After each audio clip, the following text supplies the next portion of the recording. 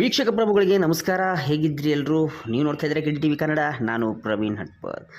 ವೀಕ್ಷಕರೇ, ಬಾಗಲಕೋಟೆಗೆ ಓಡೋಡಿ ಬಂದಂತಹ ಜಯ ಕರ್ನಾಟಕದ ನಾಯಕ ಜೂನಿಯರ್ ಉಪೇಂದ್ರ ಆರ್ ಡಿ ಬಾಬುವಾಗಿ ನಾರಾಯಣ್ ಸ್ವಾಮಿ ಮಾಡಿದ್ದೇನು ಗೊತ್ತಾ? ನಮಸ್ಕಾರ ವೀಕ್ಷಕರೇ, ಕಿಡಿ ಟಿವಿ ಕನ್ನಡಕ್ಕೆ ಸ್ವಾಗತ. ಬಾಗಲಕೋಟೆಯ ಜೂನಿಯರ್ ಉಪೇಂದ್ರ ತಮ್ಮ ವಿಭಿನ್ನ ಮ್ಯಾನರಿಸಮ್ ಮತ್ತು ನಟನೆಯಿಂದಲೇ ಉತ್ತರ ಕರ್ನಾಟಕದ ಮನೆ ಮಾತಾಗಿದ್ದಾರೆ. ಇನ್ನು ಬಾಗಲಕೋಟೆಯಲ್ಲಿ ಜೂನಿಯರ್ ಉಪೇಂದ್ರ ಅಂತಲೇ ಫೇಮಸ್ ಆಗಿರುವಂಥವರು ತಮ್ಮ ವಿಭಿನ್ನವಾಗಿರುವಂತಹ ಮ್ಯಾನರಿಸಮನ್ನು ತೋರಿಸ್ತಾ ಇದ್ದರು ಅಥವಾ ನಟನೆಯಲ್ಲಿ ಪ್ರಾವೀಣ್ಯತೆಯನ್ನು ಹೊಂದಿದ್ರು. ಅನೇಕ ನಾಟಕಗಳನ್ನು ಮಾಡಿರುವಂತಹ ಇವರು ಸದ್ಯ ಜನಮಾನಸದಲ್ಲಿ ಹೆಸರುವಾಸಿಯಾಗಿದ್ದಾರೆ. ಉತ್ತರ ಕರ್ನಾಟಕದಲ್ಲಿ ತಮ್ಮದೇ ಆಗಿರುವಂತಹ ವಿಶೇಷ ಮಾತುಗಳ ಮೂಲಕ ಜನರನ್ನು ಸೆಳೆಯುವಂತಹ ಕೆಲಸ ಮಾಡ್ತಾಯಿದ್ರು. ಸದ್ಯ ಆರ್ ಡಿ ಬಾಬು ಅವರು ಆಸ್ಪತ್ರೆಗೆ ದಾಖಲಾಗಿ ಒಂದು 3-4 ದಿನ ಆಯಿತು. ಸದ್ಯ ಈಗ ಚೇತರಿಸ್ಕೊಳ್ತಾ ಇದ್ದಾರೆ. ಇನ್ನು ಬಾಗಲಕೋಟೆಯ ಖಾಸಗಿ ಆಸ್ಪತ್ರೆಯಲ್ಲಿ ಚಿಕಿತ್ಸೆ ಪಡೆಯುತ್ತಿರುವಂತಹ ಆರ್ ಡಿ ಬಾಬು ಅವರ ಪರಿಸ್ಥಿತಿಯನ್ನು ಕಂಡು ಅಭಿಮಾನಿಗಳು ನಿಜಕ್ಕೂ ಕಣ್ಣೀರಿಟ್ಟಿದ್ರು. ಆದರೆ ಇವತ್ತು ಬಾಗಲಕೋಟೆಯ ಕೆರಡಿ ಆಸ್ಪತ್ರೆಯಲ್ಲಿ ನಡೆದಿದ್ದು ಒಂದು ಅಪರೂಪದ ಘಟನೆ. ರಾಜಧಾನಿ ಬೆಂಗಳೂರಿನಿಂದ ನೇರವಾಗಿ ಬಾಗಲಕೋಟೆಗೆ ಓಡೋಡಿ ಬಂದ ಆ ಒಬ್ಬ ನಾಯಕ.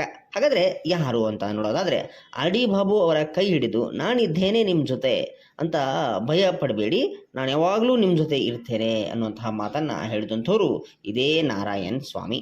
ಆ ನಾಯಕ ಜಯ ಕರ್ನಾಟಕ ಸಂಘಟನೆಯ ರಾಜ್ಯ ಕಾನೂನು ಘಟಕದ ಅಧ್ಯಕ್ಷ, ಪ್ರಖ್ಯಾತ ವಕೀಲ ಅಡ್ವೊಕೇಟ್ ಜಿ ನಾರಾಯಣ ಸ್ವಾಮಿ.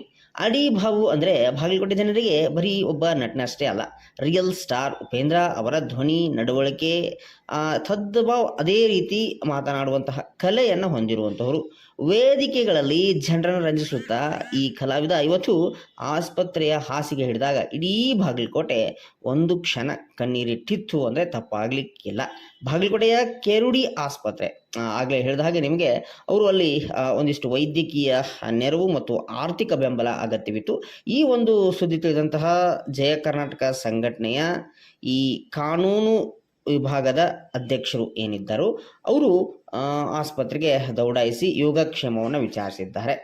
ಸೊ ಇಂದು ಬೆಳಗ್ಗೆ ಕೆರಡಿ ಆಸ್ಪತ್ರೆಗೆ ನಾರಾಯಣ ಸ್ವಾಮಿ ಅವರು ಭೇಟಿ ಕೊಟ್ಟು KTTV ವರದಿ ನೋಡಿದಂತಹ ನಾರಾಯಣ ಸ್ವಾಮಿ ಅವರು ತಡ ಮಾಡದೆ ಬಾಗಲಕೋಟೆಗೆ ಆಗಮಿಸಿರುವುದು ವಿಶೇಷ. ಆರ್ ಡಿ ಬಾಬು ಅವರ ಬಳಿ ಕುಳಿತು ಅವರ ಕೈ ಹಿಡಿದು ಆರೋಗ್ಯ ವಿಚಾರಿಸಿದ ನಾರಾಯಣ ಸ್ವಾಮಿ ಅವರು, ನೀವು ಬೇಗ ಗುಣಮುಖರಾಗ್ತೀರಿ, ನಿಮಗಾಗಿ ಇಡೀ ಜಯ ಕರ್ನಾಟಕ ಸಂಘಟನೆ ಮತ್ತು ಅಭಿಮಾನಿಗಳ ಬಳಗ ಜೊತೆಗಿದೆ ಎಂದು ಧೈರ್ಯ ತುಂಬುವಂತಹ ಕೆಲಸವನ್ನು ಮಾಡ್ತಾರೆ. ವೈದ್ಯರ ಬಳಿ ಚರ್ಚಿಸ್ತಾರೆ. ನಾರಾಯಣ ಸ್ವಾಮಿ ಅವರು ಚಿಕಿತ್ಸಾ ವೆಚ್ಚಗಳೇನಿದಲ್ಲ ಅವುಗಳಿಗೆಲ್ಲ ತಾವು ಅಂಜುವಂತಹ ಅವಶ್ಯಕತೆ ಇಲ್ಲ. ಸೊ ಜಯ ಕರ್ನಾಟಕ ಯಾವತ್ತೂ ನಿಮ್ಮ ಜೊತೆ ಇರುತ್ತೆ ಅನ್ನುವಂತಹ ಮಾತವನ್ನು ಹೇಳ್ತಿರುವಂಥದ್ದು. ಇನ್ನು ವೀಕ್ಷಕರೇ, ಜಿ ನಾರಾಯಣ್ ಸ್ವಾಮಿ ಅವರು ಕೇವಲ ವಕೀಲರಷ್ಟೇ ಅಲ್ಲ, ಕಷ್ಟದಲ್ಲಿದ್ದವರಿಗೆ ನೆರವಾಗುವಂತಹ ಮಾನವೀಯ ಗುಣವುಳ್ಳ ನಾಯಕ. ಕೃಷಿಕ ಕುಟುಂಬದಿಂದ ಬಂದು ಸ್ವಯಂ ಪ್ರಯತ್ನದಿಂದ ವಕೀಲರಾದಂಥವರು. ಇನ್ನು ಕೋವಿಡ್ ಸಮಯದಲ್ಲಿ ಅನಾಥ ಶವಗಳಿಗೆ ಅಂತ್ಯಕ್ರಿಯೆ ನೆರವೇರಿಸಿದ ಇತಿಹಾಸವನ್ನು ಇವರದ್ದು. ಕಾವೇರಿ ಹೋರಾಟಗಾರರಿಗೆ ಉಚಿತವಾಗಿ ಕಾನೂನು ನೆರವು ನೀಡಿದಂತಹ ಹೆಗ್ಗಳಿಕೆ ಇವರದ್ದು. ಹಾಗೆ ಇವತ್ತು ಉತ್ತರ ಕರ್ನಾಟಕದ ಬಾಗಲಕೋಟೆಯ ಒಬ್ಬ ಕಲಾವಿದನ ನೆರವಿಗೆ ಧಾವಿಸಿರುವಂಥದ್ದು. ಹಾಗೆ ಇವರ ಕನ್ನಡ ಪ್ರೇಮ, ಮಾನವೀಯತೆಗೆ ಹಿಡಿದಂತಹ ಒಂದು ಕನ್ನಡಿ ಅಂತ ಹೇಳಿದ್ರೆ ಸುಳ್ಳಾಗ್ಲಿಕ್ಕಿಲ್ಲ.